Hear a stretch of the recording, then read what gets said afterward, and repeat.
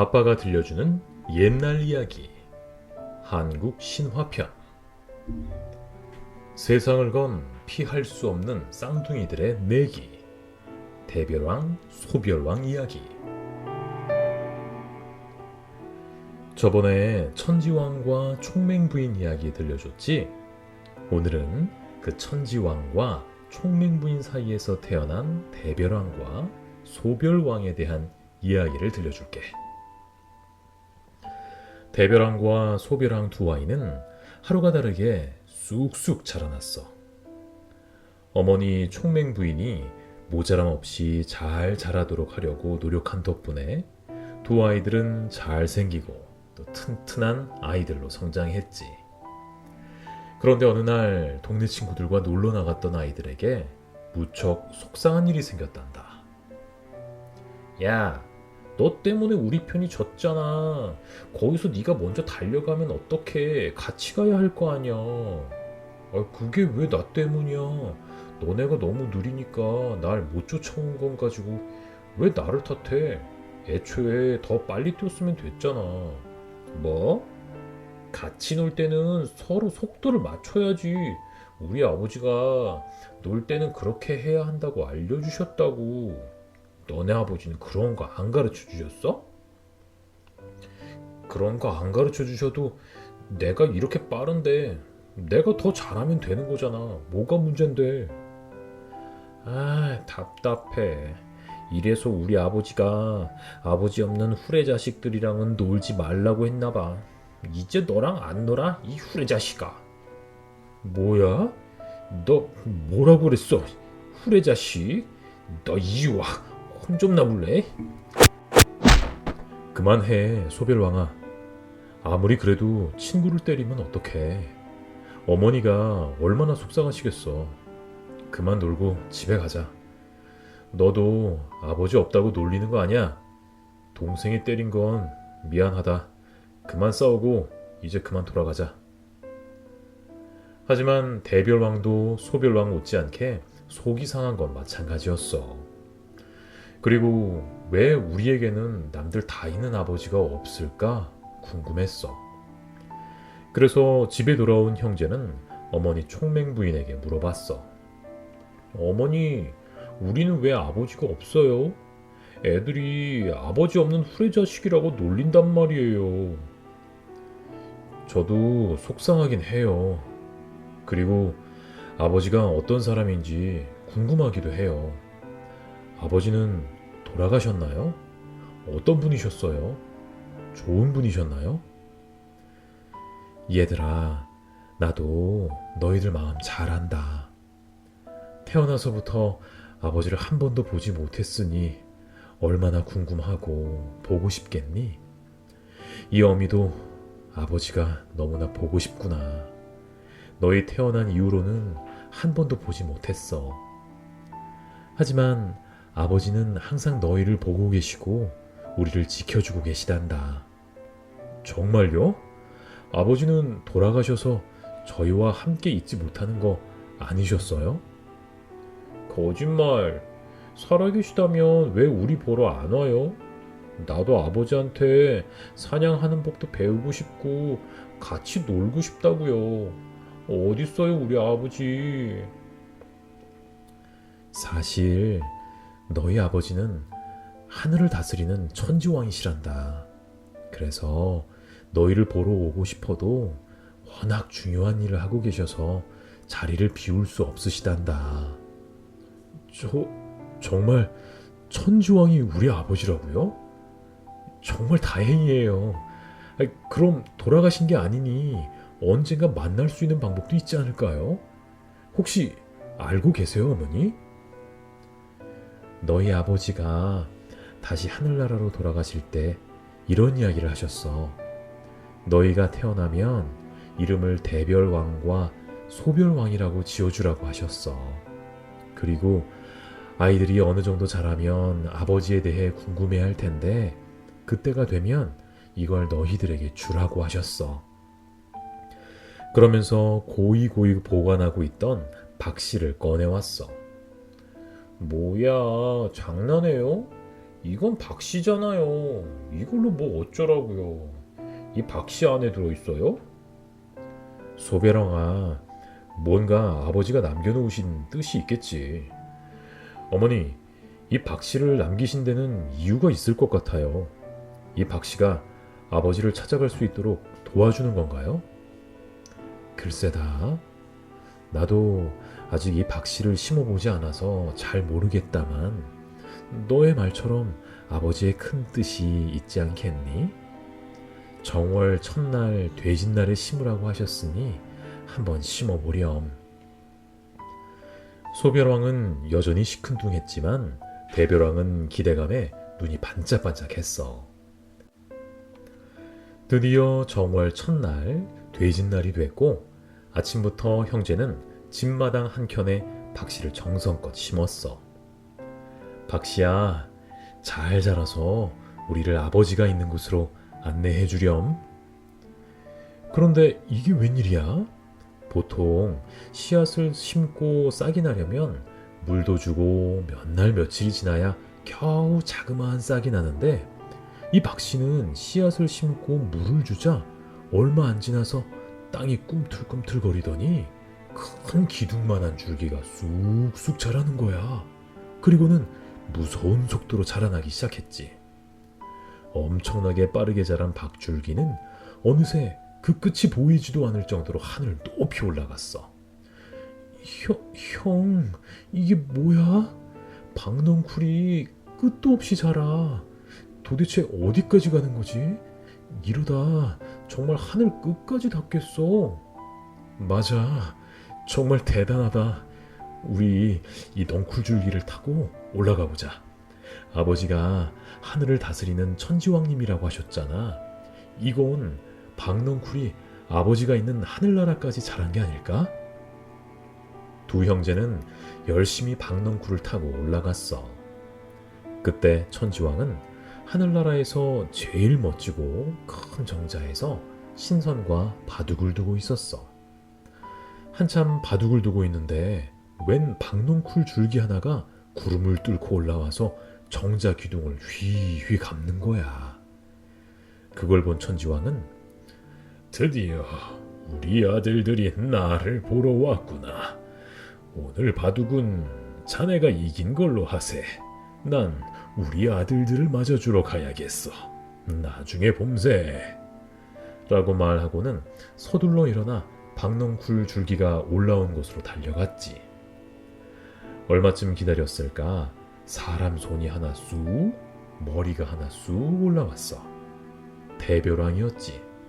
그리고 그 뒤를 이어서 땀을 뻘뻘 흘리며 손 하나, 머리 하나가 또 쑥 올라왔지. 소별왕이었어. 대별왕아, 소별왕아, 내 아들들, 드디어 너희들이 나를 보러 왔구나. 너희들을 기다렸단다. 그리고 너무나 보고 싶었다. 천지왕님이신가요? 아버지, 대별왕이라고 합니다. 아버지를 뵐 수 있을 거라 생각도 못하고 살았는데 너무 기쁩니다. 와, 나도 이제 아버지 있다. 아버지 없다고 놀린 애들 좀 혼내주세요.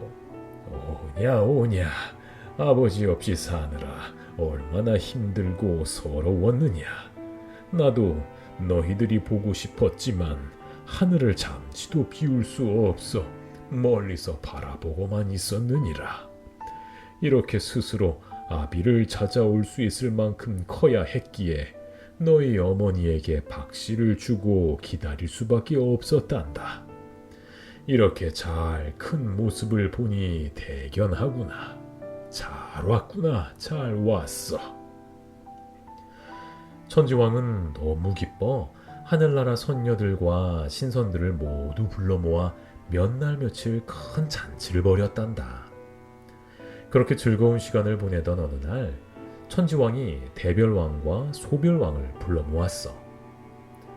얘들아, 내가 예전 잠시 땅으로 내려가 너희 어머니인 총맹 부인과 결혼하고 너희를 낳은 이유는 이 혼란스러운 세상의 질서를 다스리기 위해서란다. 이 하늘은 내가 다스리고 있지만 아직 세상은 많이 혼란스럽지. 이 혼란스러운 세상을 이제 너희가 맡아서 다스려 주어야겠다. 우선 대별왕 너는 사람이 살고 있는 이승을 다스리거라. 그리고 소별왕은 죽은 사람들을 모아 살아있는 사람에게 해를 끼치지 않도록 저승을 잘 다스려 주거라. 아버지인 천지왕의 명령이라 대별왕과 소별왕은 그렇게 하겠다며 대답하고 물러나왔지만 소별왕은 속으로 마음에 들지 않았어. 왜냐하면 소별왕은 죽은 사람들만 사는 어둡고 음침한 저승보다는 활기찬 이승이 더 재밌고 좋아 보였거든. 하지만 아버지가 일단 말씀을 하신 거니 무작정 싫다고 할 수는 없어서 속으로만 끙끙 앓고 있었지. 그러다가 좋은 생각이 났어. 그래, 정당하게 내기를 하자고 하자. 내기를 해서 이긴 사람이 정정당당하게 원하는 곳을 다스리면 되는 거 아닌가?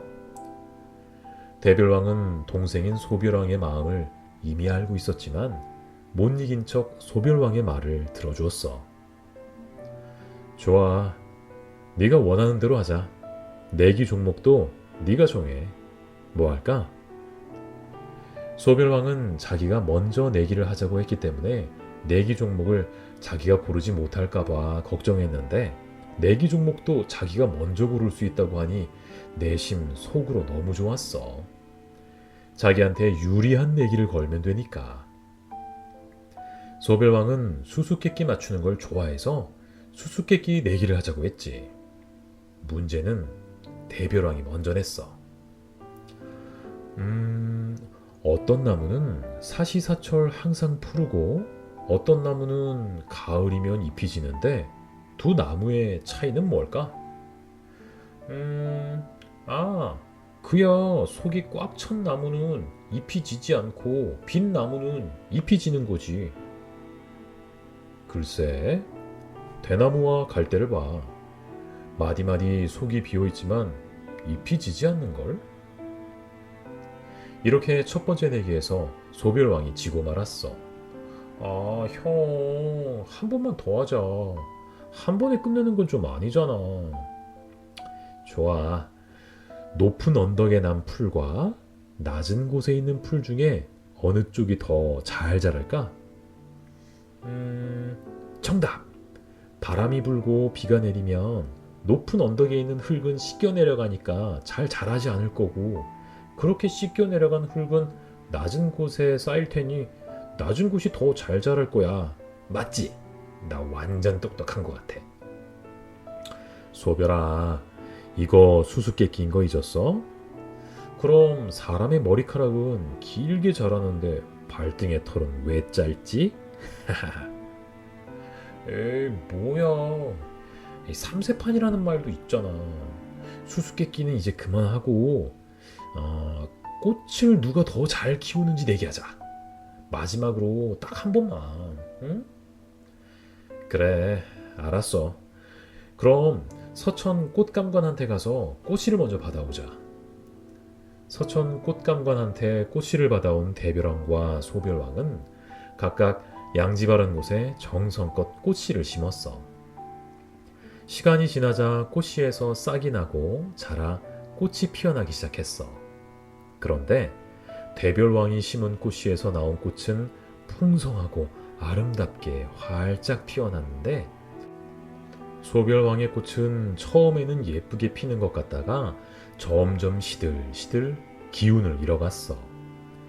이대로 가다가는 또 소별왕이 지게 생겼지. 그래서 소별왕은 또 꾀를 냈어. 형, 우리 꽃 키우느라 그동안 잠 한 번 제대로 못 자고 힘들었는데 공평하게 하룻밤 푹 자고 내일 누구 꽃이 예쁘게 폈는지 결판을 내자. 뭔가 꿍꿍이가 있다고 짐작은 됐지만 대별왕은 소별왕이 하자는 대로 하고 푹 잤어. 그런데 다음날 아침 꽃밭에 나가니 깜짝 놀랄 일이 생긴 거야. 분명 잠들기 전에는 대별왕의 꽃이 싱싱하고 아름다웠는데 아침에 보니 대별왕 꽃은 시들시들하고 소별왕의 꽃은 싱싱하고 아름답게 피어 있는 거야. 좋았어. 이거 봐. 내가 이겼지? 내가 이겼다고. 짐작하겠지만 밤사이 소별왕은 대별왕의 꽃과 자신의 꽃을 바꿔치기 했어. 그러지 않고는 도저히 이길 자신이 없었거든. 물론 대별왕도 어떤 일이 있었는지 눈치는 챘지만 모른 척하고 이승을 소별왕에게 양보했어. 어떻게 보면 꽃을 잘 피운다는 건 그만큼 세상을 아름답고 풍요롭게 잘 다스릴 수 있는 능력을 가지고 있다는 뜻이기도 한데 결과적으로 그런 능력이 부족한 소별왕이 이승을 다스리게 된 거지. 대별왕도 그런 동생이 좀 걱정됐었나 봐. 소별왕에게 이승을 양보하고 저승으로 가면서 동생에게 이런저런 충고를 해줬어. 이승이 밝고 활기차 보일지는 모르겠지만 조심해야 할 것들이 있어.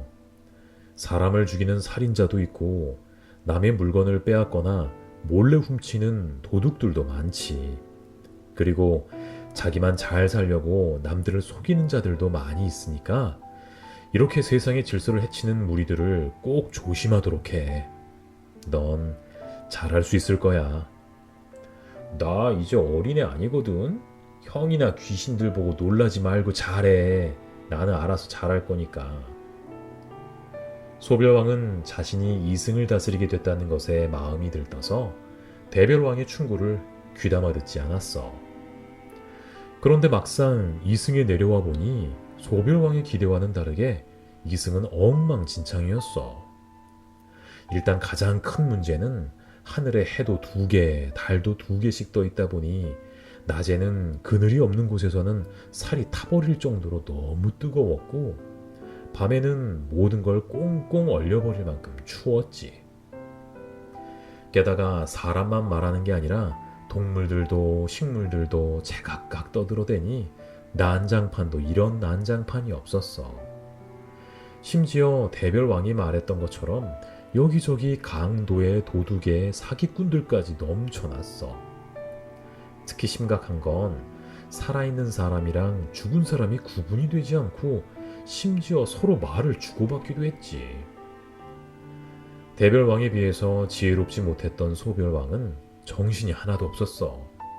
뭐부터 손을 대야 할지 이쪽 문제를 해결했다 싶으면 저기서 문제가 터지고 정말 혼이 쏙 빠질 노릇인 거야.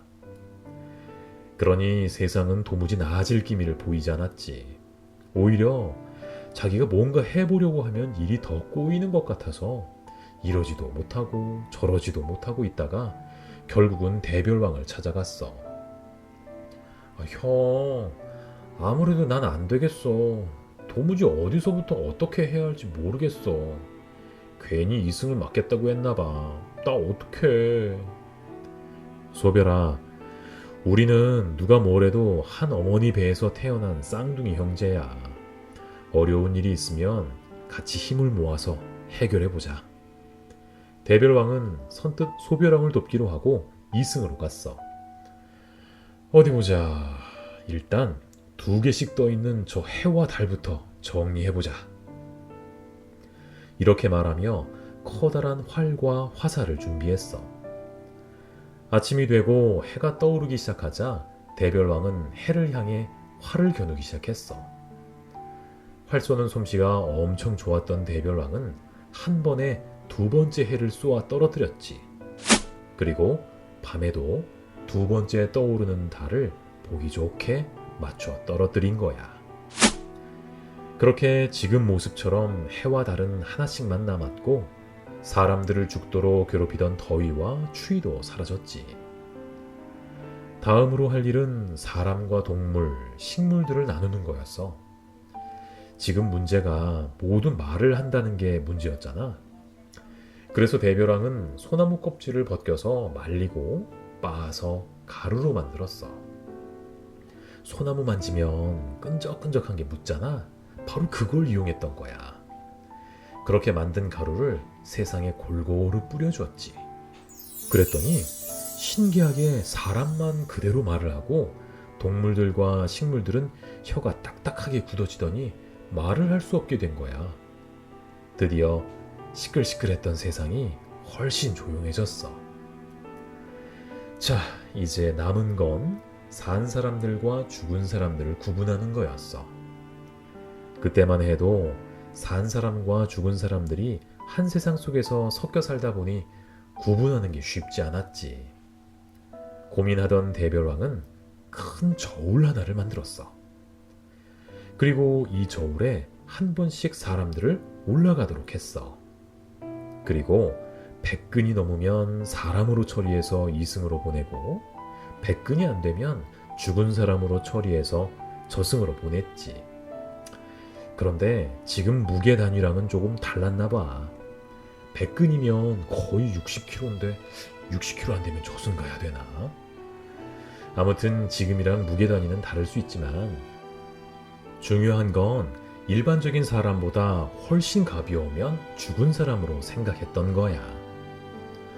이렇게 가장 중요한 세 가지 일을 마무리하자 세상에는 드디어 평화가 찾아왔대.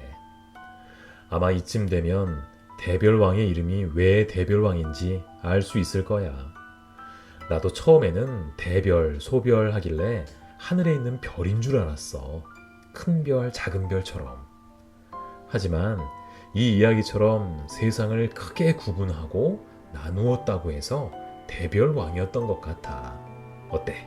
그럴듯하지? 대별왕, 소별왕 얘기는 여기까지야. 그런데 그거 알아? 우리나라에는 세상이 처음 만들어졌을 때 이야기가 천지왕 이야기나 대별왕, 소별왕 이야기 말고 또 있어. 천지왕 이야기랑 대별왕, 소별왕 이야기는 제주도에서 전해오는 이야기인데 또 다른 하나는 정반대 북쪽에 있는 함경도 지역에서 전해오는 이야기가 있지. 그 이야기는 다음에 해줄게. 잘 자.